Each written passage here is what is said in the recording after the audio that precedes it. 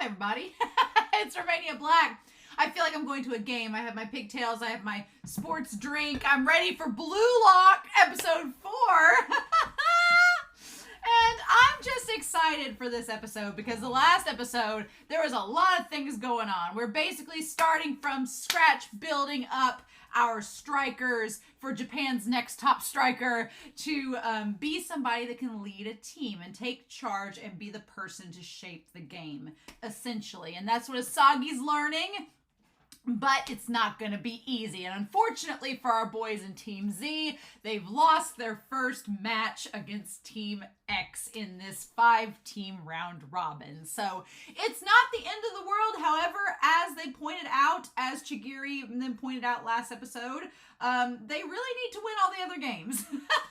If they lose this next coming game, then they're pretty much shot and it's bye-bye, you locked off, it's not good. So I'm really excited to see where this episode takes us, to see what all we're going to get into it. But, you know, it frames our boys with Team Z as being underdogs. And that is always exciting for us, the audience, because we like rooting for the underdogs, especially if they're trying to make their way and be number one, right? You know, before we get to the comments, there's another series that's my favorite sports anime that is all about, in a lot of ways, the underdog rising to the top. And I'll let you see for yourself. Hey everybody, it's Romania Black. And in a lot of sports anime, free included, there are underdogs or characters who start from the bottom and have to work their way up towards the top, going against all odds. And in today's episode of Blue Lock, Isagi runs into a wall when he realizes he doesn't know if he has a weapon that can serve his team. And is he an underdog? You know another main character of a series that's an underdog and has to come up against all odds? Ace of the Diamond. Yes, even though Sawamura is on Sato's team and they're not exactly an underdog team, Sawamura wants to become the ace and has to go against all odds to try to prove himself, just like Isagi. So when you're done watching Blue Lock and you need another underdog story to go to, just go to Ace of the Diamond. Now, back to the reaction. Honestly, Sato in Ace of the Diamond is not a huge underdog, but there are underdog characteristics within that team. So I'm going to maintain it, right? But getting back on track with Blue Lock, I got some comments before we start this episode. K.A. talked about how the screenplay writer, Taka Kishimoto, has also done screenplays for Moriarty the Patriot, for Haikyuu, for Millionaire Detective, and other series, which I think is really cool to have that screenwriter who's done really good work in series that I've seen doing work in this as well. And that Isagi's VA, his name is Kazuki Ura, and this is his first major role. I'm like, that's so cool. I love when we get new voice actors that this is like their first big role, and it's like awesome. But he has played in Bungo Stray Dogs, he played young Fukuchi. So if you've watched Bungo Stray Dogs up until the recent season, you'll know who that is. But I thought that was pretty cool. This is their first major role. I'm like, he's doing great. I'm like, I think his voice acting is fine. I like it so far. Geen talks about how, before we get to Geen's comment, apparently Isagi's name means innocent, no regrets, pure, and is tied to being number one. You know, just like standard main character stuff. The moment I read that name meaning, I was like, oh, well, I knew that the E, like in Ichigo, Isagi, is tied to number one. That makes sense. But the fact of innocent with no regrets and pure, that makes sense. Makes sense with his character. I'm all for it. It's like he was born with a protagonist's name. His parents were like, you're going to be the main character of a series someday, aren't you? So I love that. But Geen, getting back on track, gave me the information about the voice actor for Sai, our middle fielder that we met a few episodes ago, is Takahiro, who plays Geto from Jujutsu Kaisen and also Reagan from Mob Psycho, which their voice sounded so familiar. I was like, I've heard this voice before. Where is it? And now I'm so excited because I want to hear the voice again and be like, oh my God, it's Reagan, it's Geto. So it's one of those voices that I feel like once you know whose voice actor it is, you're like, oh, of course, now it all makes sense. But I think that's awesome. So thank you, Geen. And finally, Wim talks about that there was a correction. Japan has never won the World Cup. They were in the top 16 back in 2002, but Brazil won the World Cup. But they haven't won, and so far they've never done so, which is kind of what why Henri and Ego are doing what they can. But the mangaka had said in an interview that Blue Lock was intended to be a mix of iShield 21, which is a legit American football manga, and Kaiji, which is like a gambling shonen battle series that I've been recommended before. I'm like, interesting. So I kind of like the idea that the mangaka was basically saying, I want to take a battle shonen and just make it a sports anime. It's fun. I think that makes it interesting. It makes it unique. And I kind of like the idea that they had two influences that they directly wanted to kind of combine together in their own way and make it their own thing. Why not? So I really like that. I think that's pretty cool. But yeah, I'm super excited. We've basically established the rules of the round robin. We've established that this Team Z, it is a bunch of, we're at the bottom of the barrel, working our way up, right? And Isagi is like, I have an idea. Also, I want to point out that I apologize from episode 3. 1, I realize his name is Bachira, not Bashira. We're lucky I've not been calling him Bagheera, for all we know. But it's Bachira. And then, I kept calling Baro Bayou, which is the king of the bayou. But yeah, Baro. So yes, and Baro is voiced by Suabe, of course. So I like that we have Aomine and Kagami's voice actors on the same show, but just in totally not shippable roles yet. Who knows? Maybe Kunigami and Baro will be shipped together by the end of this. No clue. The only ones I'm really shipping at this point are Henri and Ego, for sure, power couple of insanity. And then Bachira and Isagi I kind of ship because they have very shippableness to them, which is a lot of fun. But that's pretty much all I got. I'm really excited to see what's going to happen in this episode, y'all, and see what we get. So with that being said, I hope you all enjoy this reaction and discussion, but we're not going to waste any more time. We're going to just jump right into episode 4 and see what all we get, right? So we're going to get this set up here, make sure it's all good to go, and make sure my subtitles are on. They are. We're set. Yay, raw. And we are going to start episode 4 of Blue Lock. And we're going to do that here in 3, 2, 1, and let's go.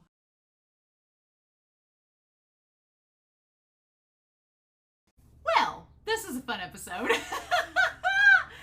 really getting worried there for a second because it was getting like whenever number 9 started like taking the ball away for the counterattack, and then Nico was being like the sniper and everything, I was getting a little worried. I was like, oh my god.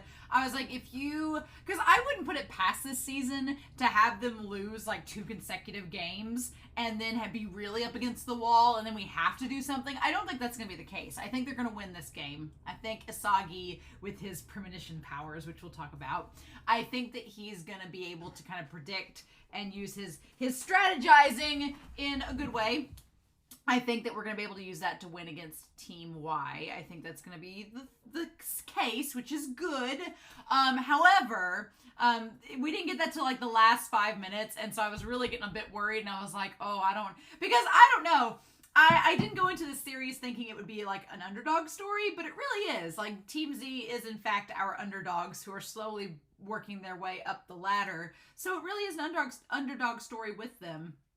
And I like that. I'm a big fan of underdog stories. But it's kind of funny because they're not, they are a team, but they're playing as individuals. So it makes things a lot more complicated. But obviously, Whiteboard Kun had to come out because we've got to talk about our individual players and their special skills. And maybe I'll also be able to tell the difference between Imamura and the other one. The one with the Becky with the good hair versus the other one. Because they look so similar. I know they don't look similar, but thank God, the brunettes need to... I know they aren't the same, but dear God. So yeah, so we start talking about what everybody's weapons are. They're weapons that could be used against the other team. So I guess that's where we should start out, is that we have Team Z and we have everybody's weapons. Basically, what can we use against the other teams that we face? Raichi, of course, goes first. I'm not a big fan of Raichi.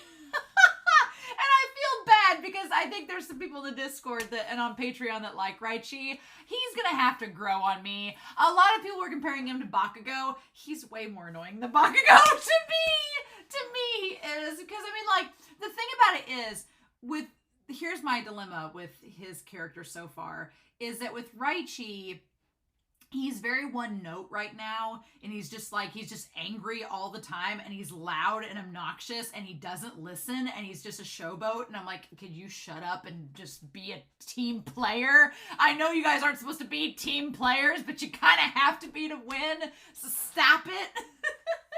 And he's not so far. My thing is Bakugo, this is my difference. Bakugo had the talent to back it up. And I'm throwing shade at Raichi, and I know I am, but Bakugo in My Hero Academia, he could be an asshole, and he is very much not a team player, wants to do things on his own, but he was talented enough that he could get the job done, and you were like, oh, okay, well, you can get the job done, not gonna complain. Raichi can't get the job done. That's my problem, is that Raichi talks a big game. He's like, look at all the stuff I can do, but then when it comes down to him trying to do it in the actual match, he can't do it. So I'm like, if just put up or shut up.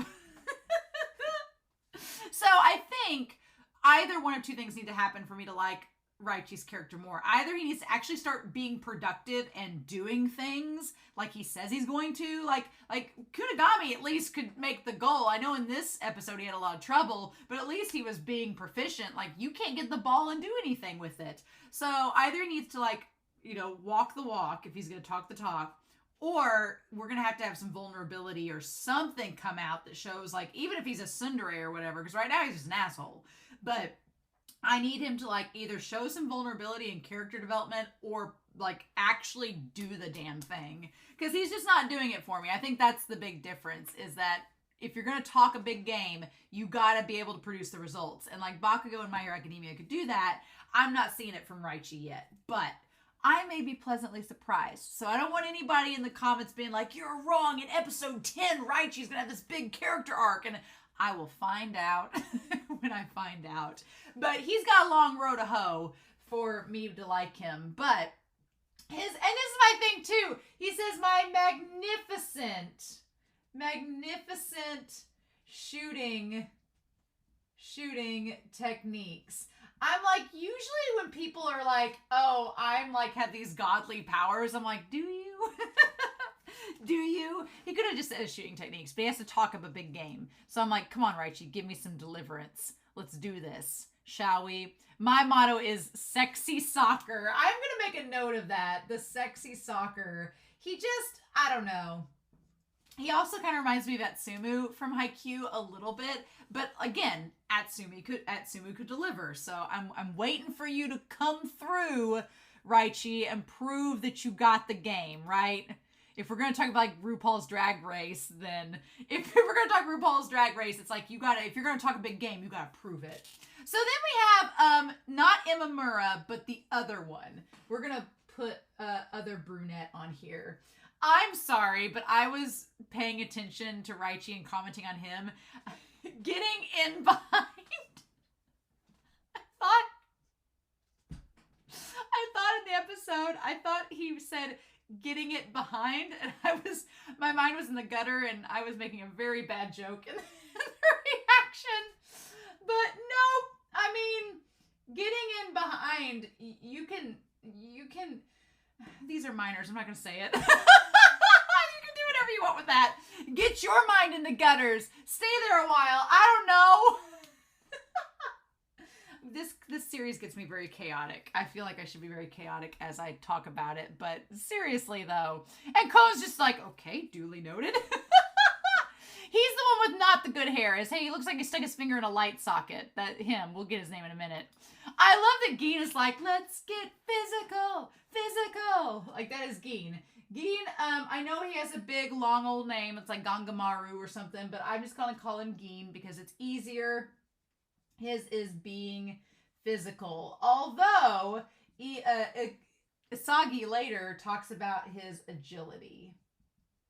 See, I feel like Gin is much stronger than he looks, and he doesn't say, I have these magnificent powers, although that is a very Bakugo thing in My Hero Academia. He's like, I'm like, godly abilities, but Gin is just very simple. Like, nope, this is it. This is what I can do. Yep.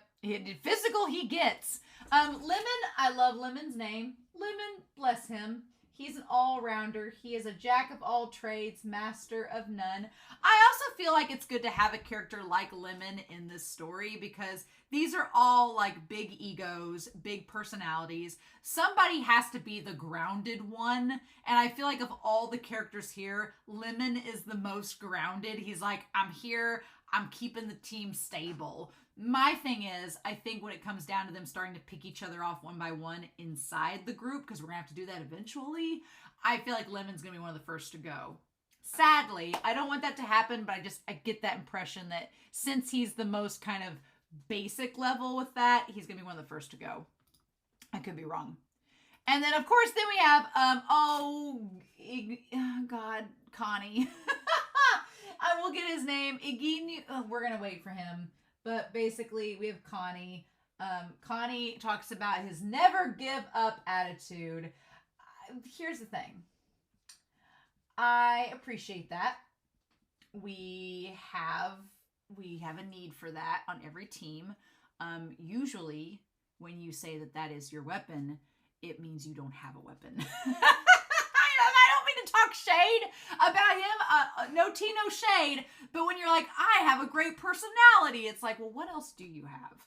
And so for him, he's like, my never give up attitude. I'm like, well, honestly, Connie, all of them have a never give up attitude. So what else you got to bring to the table? And he is last in the whole set. So I'm like, Lemon may not be the first to go. It may be him.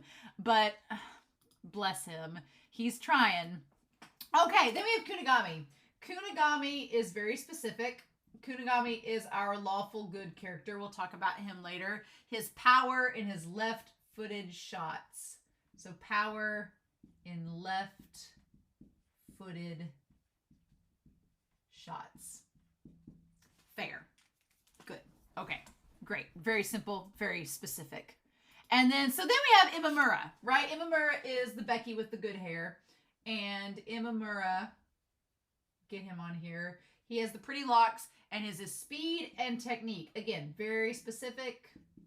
Good to go. He's the one that uses the girlfriend metaphor, which we'll see here in a little bit. He uses the girlfriend metaphor to describe Team Y. He's a little bit kooky. I kind of like him. He's a little bit kooky. He's kind of weird. Which this team's all kind of a bunch of weirdos, so that makes sense. Like it. Bachira is just like, mine's dribbling. I like that Bachira was just half asleep the entire time. Again, that's kind of interesting with Bachira because with him, he talked about how when he was on the team with the others, he didn't really quite fit in. And during this entire meeting, he's kind of passed out half the time. And I think because his team is all filled with kind of eccentric characters, they don't really notice or care. But I feel like when Bachira was on his own team, they probably did care. And so they probably just wrote him off, right? So I think it says something for Bachira's character. I thought, honestly, for a hot second that Bachira was going to be kind of chaotic and not listen to what the group said or the plan that Cone comes up with. He goes along with it fine. So I feel like Bachira is a good judge of when can I be chaotic and crazy and when do I need to kind of go with the flow. I feel like that says a little bit more for his character, which is fun. And then dribbling. And Cone is jumping. Yes, Cone got game. His is jumping, which is fun. I like Cone's character a lot. He's kind of like the Nabe, the sniper of the group, which is interesting because that's kind of relating to what Isagi's power ends up being. He says, mine is jumping. And so then Isagi, of course, our main character. Of course, our protagonist. He's the one that doesn't know what his power is. It's like, of course you don't. So we have Isagi, right? And then we have Chigiri. Chigiri, I think that's everybody. 1, 2, 3, 4, 5, 6, 7, 8, 9, 10, 11. Yeah, we got 2 that I'm going to need to get the names from because their names, one starts with an I and the other one I think starts with an I too. Lots of I names, which, God, they're all like wanting to be number 1. So why are we not surprised? But Isagi, we don't, he doesn't really know. But then we have the idea of premonition. I mean, what this episode is called, premonition and intuition. I think that if his power was premonition and intuition, I think that would be kind of cool. It kind of makes him sort of like, you know, in Kuroko's basketball, kind of like Akashi in a way, which is so bizarre, right? It's kind of like Akashi in this kind of like ability to see, like you have like a third eye and you're able to see. It would be cool if like we have the stuff that's been coming out of his eyes, if that's the premonition and intuition is the like the fire coming out of his eyes. That would be kind of cool, and he's able to have like a sixth sense to sense when he needs to do something, and has this like gut instinct that allows him to sort of see into the future a little bit to know what move to make. I kind of like that because that's a great technique for a striker to have a gut instinct to know what do I need to do to get my team to score. That's pretty important, and Kunigami kind of knows, like, yeah, that's not a bad power to have.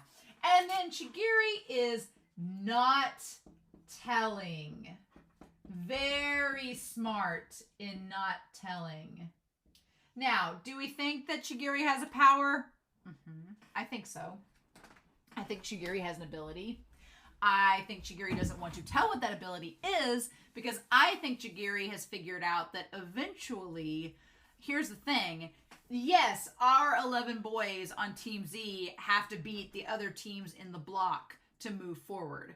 Absolutely, they have to do this. The thing of it is that eventually they're all going to have to face each other because there are not 11 spots on Team A. There's only 5. So eventually, Chigiri is going to have to face his teammates and knock some of them out. Well, what's the best way to knock your teammate out if you know what their weakness is? If you know what their strengths and weapons are, you can counteract it better. Now, what benefits Isagi is Isagi's weapon isn't technically a skill that you physically use. It's more of like something intuitive and gut and connected to your soul. It's not really something that can be stolen or copied or countered. It's your brain. So, I mean, that benefits Isagi. But like if Chigiri knows that Bachira's ability is dribbling, they can think of a way to counteract it. If they know that his left-footed shots are his power, well then there's a way to counter that. So I get why Chigiri's not telling. Doesn't want to say it. But it's either that or there is none. But then if there is none, then why did you say you had one? So, I don't know. I feel like there's a very good reason Chigiri is not saying what it is. And we'll find that out. And Chigiri's like, I don't want to tell you all. I know it, but I don't want to say it. And then Raichi's like, oh, just ignore the selfish queen over there. I'm like, excuse me, sir. Like, excuse me, Chigiri is a queen, and we will not be hearing you slander royalty, sir. Just, again, I feel like I will eventually grow to like Raichi. It's just whenever these tense situations are happening at the beginning and the team is trying to, like, somewhat cohesively get together, Raichi is, like, seems to be the wedge that's just preventing things from running completely smoothly, and I'm like, stop. But anyway, so Kon takes all this down and says that they need to know how to do these things. They need to know each other's strategies so that we can all work in a way in which we can work together and have things work out. And I love that Isagi thinks the name that Kon comes up with is lame. They're like, oh man, that's lame. I like that we're not quite chums, right? We're all stuck on this team together, but we're not quite chums yet. So I do like that we don't really waste any time in the episode like doing the montage of them practicing. We get to see it and then we move on, which is fine. And so Gin and them are trying to figure out like what exactly to do, how to organize this. And they're like, hold the line. And so if you lose, your soccer career is over. And that simple fact has made us come together as a team. I really like the shot of Kon, like, hitting the ball with his head behind Kunigami. I really like that shot. That one's really, really well done. Looks very promotional. And then poor Sagi eating his dinner late, and all he has is the soup, the rice, and the natto. And he's like, I don't have a weapon I can be proud of. And that's where we go back to Barrow telling him he doesn't have any talent. Now, Barrow is very, very physical and very offensive and clearly has a big strength. But it's going to be fun if we see them face Team X again. Only now that Isagi has crafted his premonition skills from previous games. That's going to be a lot of fun to see, like, go down as we go, right? That could be really interesting. And then I really like Kunigami, like, showing up. Kunigami showing up and, like, giving him half of his sirloin that he got from winning the goals. We'll talk about that in a minute. And, you know, for a second, I was like, oh, well, it doesn't seem like this is going to be a shippable moment. And then it becomes a shippable moment. I just loved it. I loved it. Like, that's very... Again, the voice actor for Kunigami plays Kagami in Kuroko's Basketball. And those characters are both very, like, kind of just... This is how we are. This is it. This is me. But I'm going to be communicative and just say it like it is. Very straightforward characters who I love straightforward characters. So I like Kunigami's character a lot. He's lawful good. He seems like no nonsense. But he's not like so serious that he's, you know, uptight. It really works for his character. And he says just thank you. And then he gives him half of the steak. And I like that Isagi's kind of like, you know, I don't have your strength and your power, so why do you play soccer? Like, what's your inspiration? Like, I need some motivation myself. And so he's like, I'm sorry if I'm embarrassing. And he's like, I want to be a soccer superhero. He's like, I came here to be a star. I came here to throw down and win, honestly. He's not quite like, if we're doing the drag race comparisons, he's not like Bianca Del Rio. Not really. I'm going to think for episode 5, like, if I had drag queens, who I would compare them to. I'm going to wait. I might wait till mid-season to talk about that, because I don't want anybody commenting being like, he's actually like a Jinx Monsoon. No, I don't want anything like that to be, like, spoiling, but probably around the midway point, or at least by the end of the season, I'll have my drag race comparisons. But I do like, in that show, there's always, like, a queen or a competitor that is just very open and honest, and, like, I'm here to help. If you need help, I'll help you, but I'm also, you know, not going to coddle you. There usually is one of the contestants that's like that, and that's kind of how Kunigami is. They're not, like, coddling Isagi, but they're very just open and saying, yeah, you helped me, so here's half my steak. And that he wants to be a soccer superhero. He's like, I want to be a star, and I don't care if anybody is against that. I like that he's like, ever since I was a kid, you know, people watched superhero shows and read comic books and manga about superheroes. I watched soccer, and those are the people that were my superheroes. I love that, because it's very real life, right? There's lots of athletes who grew up watching a sport that they're playing and wanting to be like the people they saw on TV, right? I do like how he says, I didn't look up the Sentai heroes, robots, or pirate kings. I wasn't watching Neon Genesis. I wasn't watching One Piece. Wasn't watching My Hero. I love that. I love that he's so honest about it. And then just says, this is what I wanted to do. And he was such a cute little kid, right? But he's like, I don't care if people laugh at me. I'm going to fight the right way and take on the world. I love it. And yeah, and Isagi kind of comes to the conclusion that Kunigami has a very strong resolve. It's simple and effective. And Isagi's like, I don't really have that resolve yet. But he's going to. He's going to have that resolve by the end of this season, I'm sure. Right? And saying, you're so badass. I love it. And he doesn't hear that, of course. Kunigami doesn't hear him say that. But that was such a shippy conversation between the two of them. And then he says there's a bonus list up there. So, okay. So the bonus list is that if you score a goal, you get a point. So in the goal that he scored the score he goaled, the goal he scored, he got a sirloin steak. And then it says, or a massage. You can get a massage or a sirloin steak. That is a tough choice. Depends on what you get. If you get 3 points, then you can get a cell phone call back home. That's the one thing. This is literally Drag Race. They're staying in like a hotel. They don't have access to the outside world. They can't be on their cell phones. It really is, right? Like, just, it really is like Drag Race. And so 3 points, they get a call back home. 5 points, they get a luxurious, comfy bed. And 10 points, they can go outside of Blue Lock for a day. which is interesting. Interesting. So I'm assuming, are these points in the practice games or the actual? It's in the actual games because that was the one goal that they scored because of Isagi passing to him, right? So interesting. And Kunigami is like, I just want the steak. So here we go. Interesting. So Gin technically has a point now. So Gin could use that point for whatever they want. I could see Gin getting a massage, right? And then I like that Isagi's like, a cell phone. Bed? Yes, please. I don't want to sleep on my sleeping bag anymore. And he's like, it's been so long. No more Nato. Because, yeah, it's been like weeks, right? And he's like, why did you pass? And he's like, it was like a reflex. Even if I'd passed to Raichi, it didn't change the fact that Baro was in front of us. And he said, you smelled a goal. Maybe that's your weapon.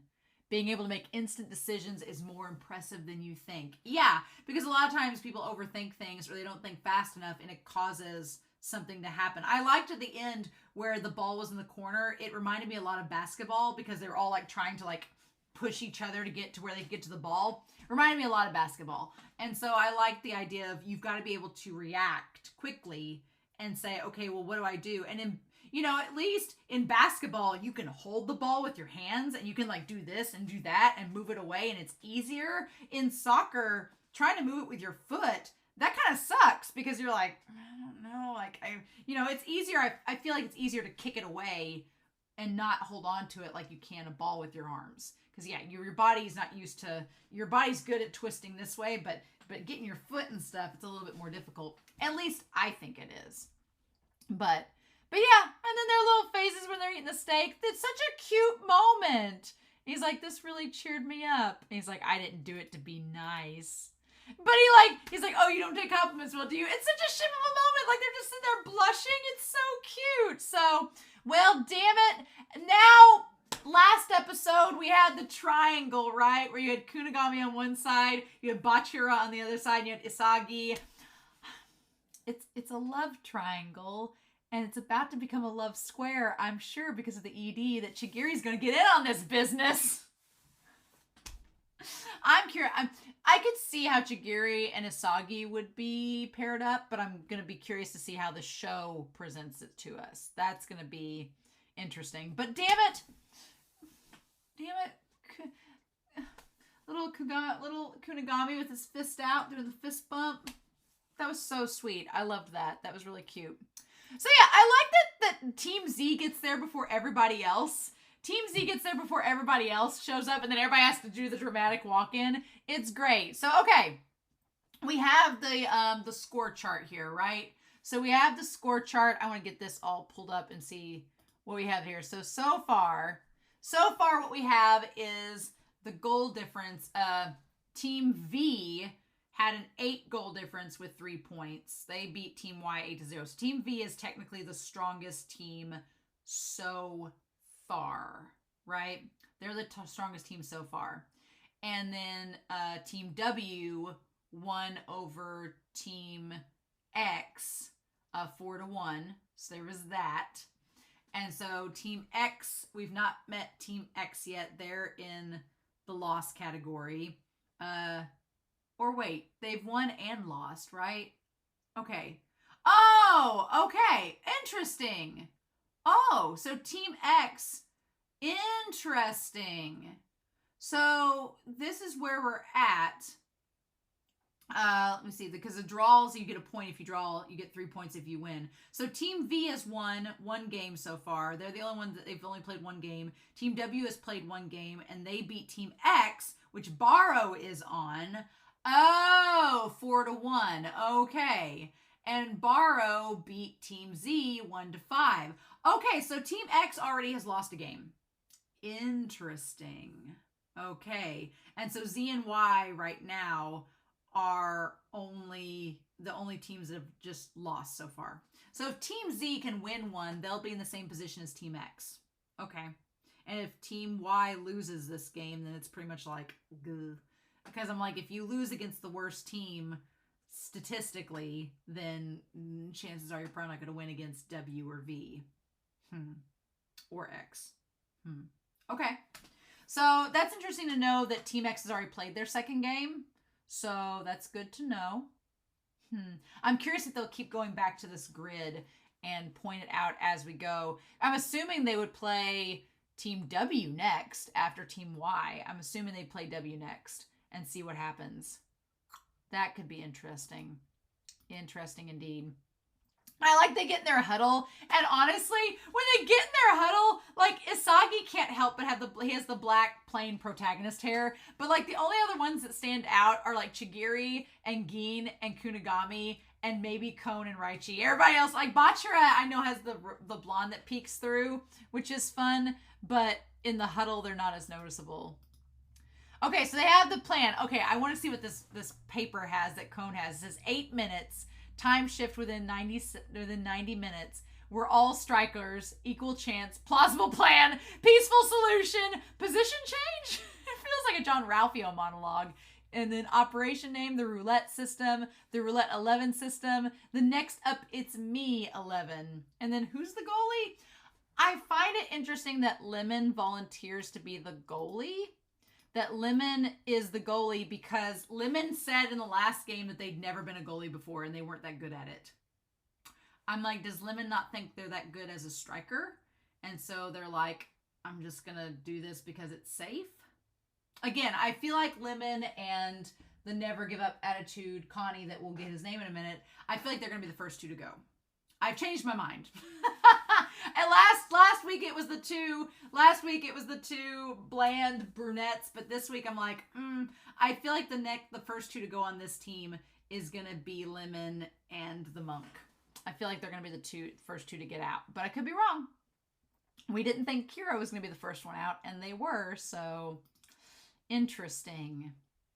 So yeah, so then they talk about what to do, and they're like, we'll just rotate their position clockwise. I like Bachira's not really listening, and they're just like, whatever we need to do, we'll go with it.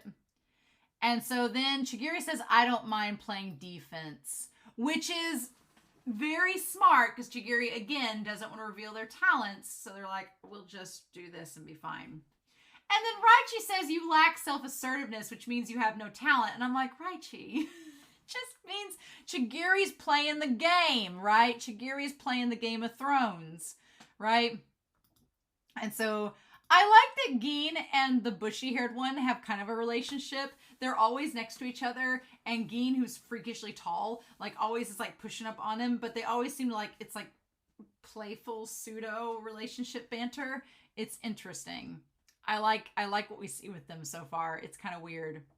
So the next up, it's me 11, or technically 9. So, and then we have Bachira. Okay, what is his name? Naruhaya. Naruhaya. Thank you. Naru. Call him Naru. Naruhaya has the getting in behind. And then Gin is physical. So what do we do there? Igarashi. I know it was like Igumu or something. Igarashi.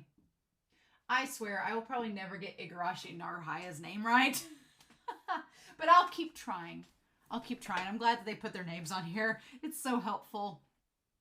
And so Lemon and Gin were kind of like, they just rotated all around, right?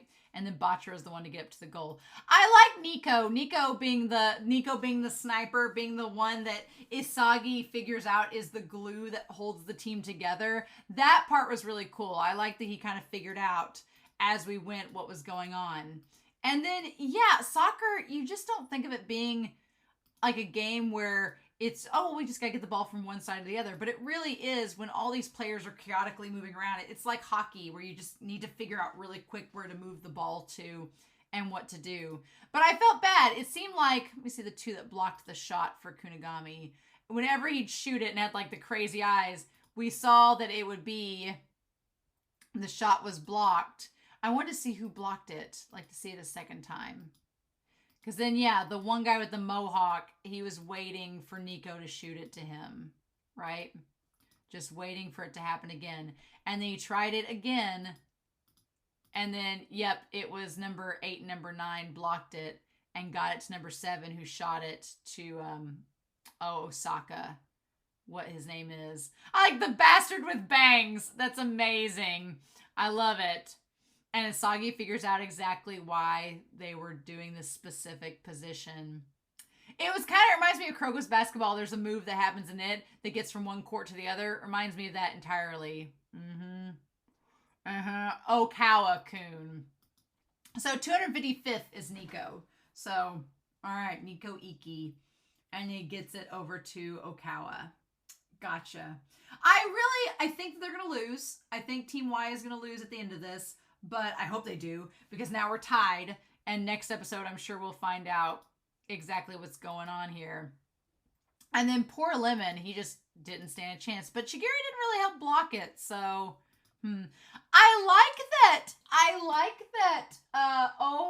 What's his face? Naruhaya. He gets like kind of flustered and gets a little bit, him and Imamura both get flustered during this episode and kind of show some personality, which was great. I liked that.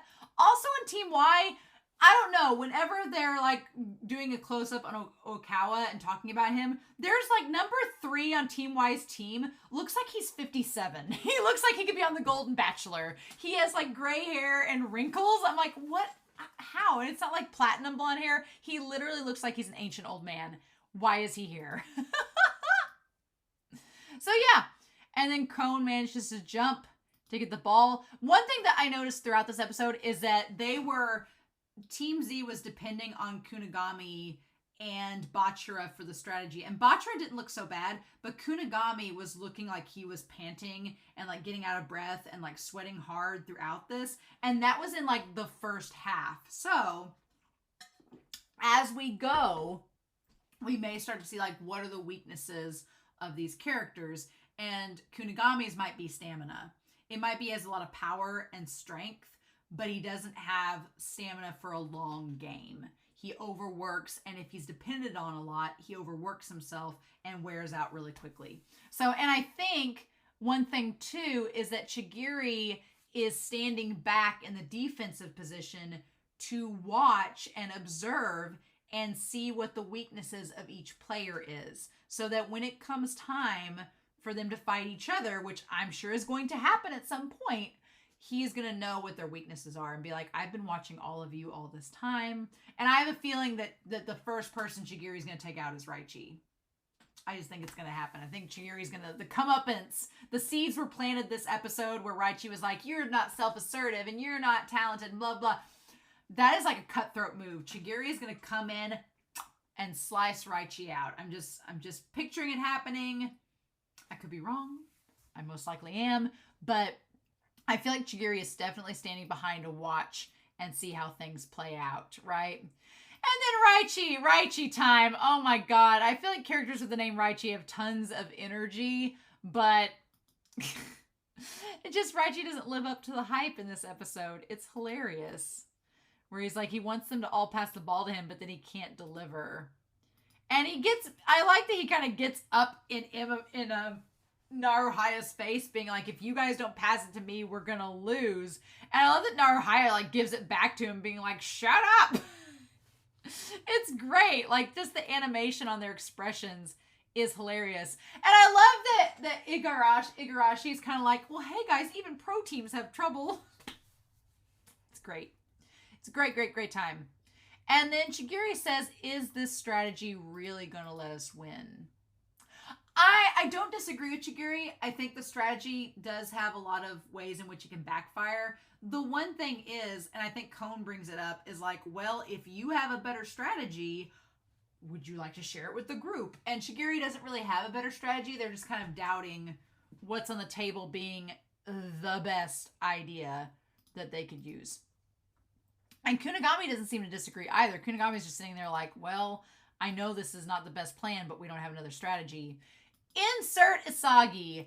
I would honestly be super excited if Isagi turns out to be like this mastermind strategizing character, because a lot of times it's your antagonist that is that in a sports anime. The one that's like the manipulative, cunning one behind the scenes is the antagonist. So if Isagi ends up being that character, that could kind of manipulate and make that much more interesting, right?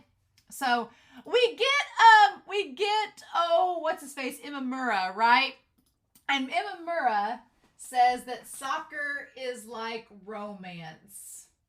Which now I'm like, is Imamura and Raichi going to be a thing? Because Raichi talks about sexy soccer and Imamura talks about soccer being romance. Are they going to be a thing? Imamura, maybe you can calm Raichi down and tell him to take a chill pill. He says the situation is kind of like when a girl's out of your league. She's tough to win over, but she has zero. I like that he says Team Y is tough to win over, but they have zero experience, so they shouldn't be hard. And once she follows for me, it'll be head over heels. And then he's like, oh my God. I'm like, your metaphor's not good. There's a character in Kuroko's Basketball that he reminds me of who tries to like get with the ladies and fails abysmally. That is what Imamura reminds me of. It's great. But yeah, but then Gin is like, your pressing didn't go to waste. All right. I like that Gin is like kind of optimistic about things and is just like, goes with the flow and works with things rather easily, which is fun. And we get to rotate around and see them all kind of interacting with one another, which is fun. But then Isagi, I like that Isagi, he kind of gets like a moment of intuition. And I like that Bachira notices. Bachira's like on it. He's like, oh, I see what's happening. And I like that Isagi sees the monster shadow coming from Nico. It's Nico that's the monster. Okawa is the one he's using to make the score, but he's manipulating the situation. And again, at the end of it, Nico's kind of like, okay, we both have the eyes. We both, again, it's like Kuroko's Basketball in a lot of ways. But it's like Nico kind of is the same way. Nico's like, I'm the one running the show. Everybody else just kind of does what I say. And they all work according to my plans, and that's what we do. And Isagi, I think, is figuring out that he has that kind of similar ability. I'm here for it. I kind of like the idea of that being his ability. I want to see it fine-tuned. I want to see what's going to happen with it. And then I like Isagi says, if we shut him out, Team Y dies. Like, it's so graphic, right? But, oh my gosh. And when Nico comes back in and blocks the shot, the face, the artwork and the face that our boy Isagi makes, it's so eccentric and it's so weirdly drawn, but I love it. It's great. He's like, so you figured me out. But damn, he makes the shot and passes it over and he's like, I missed. But he kicks it and Gin steps in and gets it at the expense of him just like hitting the pole. But the goal, they caught up. And Gin's like sitting there with a bloody nose, like his face mashed in from hitting the turf. Like, Gin is going to need that massage. I'm going to guarantee it. And he says, nice pass, Isagi. Gagamaru. Yeah, Gagamaru. I mean, I'm gagging for Gin, but I'm going to call him Ging. And I like that Isagi's like, that was supposed to be a shot. Because he kind of goes through at the beginning of the episode, he talks about, like, he can't be like Kuroko from Kuroko's Basketball. He's like, I don't want to be a passer. But I think that it would be cool if Isagi, he starts passing the ball, but it was really like a decisive pass to make the shot. Like, he figures out that's the way he can help his team win. All right. Again, number 3 on Y's team looks like he's 58. And then Nico's like, you caught on. He's like, without you, we would have destroyed them. You have the same eyes as me. But you can't beat me because I'm going to control this game. And then I like Isagi's like, just you wait, you bastard with bangs. So yeah, so basically they both have the eyes, whatever that amounts to. And they're both going to try to control the game. I wonder how that's going to be in contrast if Isagi is going to be able to work with Kon. Because Kon seems to have in mind that he's the strategist of the team. So if Isagi like reveals that he has this ability to do premonitions and intuition, is that going to mess with Kon? Or is he going to have to take Kon out to make it work? I don't know. It'll be interesting. So yeah, and then we have our little extra, which is what they are able to eat. And poor Gurimu, there we go, Igarashi Gurimu and our boy Isagi. Igarashi and Isagi both have pretty nasty food because they're at the bottom of the pyramid. And then even like Chigiri gets like stir fry vegetables. That's like at least something, right? It definitely feels like the dishes that they get And the fact that the system is definitely rewarding and nurturing the ones that succeed. It's like very much by design trying to weed off the weaker ones. And like if you stay at the bottom, you're eventually, because you're not getting the food that will give you the strength that you need to play, you're not getting the conditions that you need to play. So it's just like, we're going to weed you out. If you can't get better, then we're just going to get rid of you. Like literally, forcibly, physically, and mentally get you out of here is what it's designed to do. And we're going to keep the strong. It's a choice. It's a system. Seems to be working for what Ego's goals are, but interesting. But I really liked this episode a lot. I thought it was pretty good. I'm very curious to see what our team is going to do next week to beat Team Y. I think they can beat them. It's just going to be a matter of how and if Isagi's abilities are going to come through and be recognized. So we shall see. But I'm pretty excited, y'all. I'm excited to see what happens. I hope you all are too. So in any case, I hope you all enjoyed this reaction and discussion. I'm curious to know your thoughts down below. But in any case, I hope you all have a wonderful week. Please stay safe, take care, and yeah, I'll be back next week to talk about episode 5 already of Blue Lock.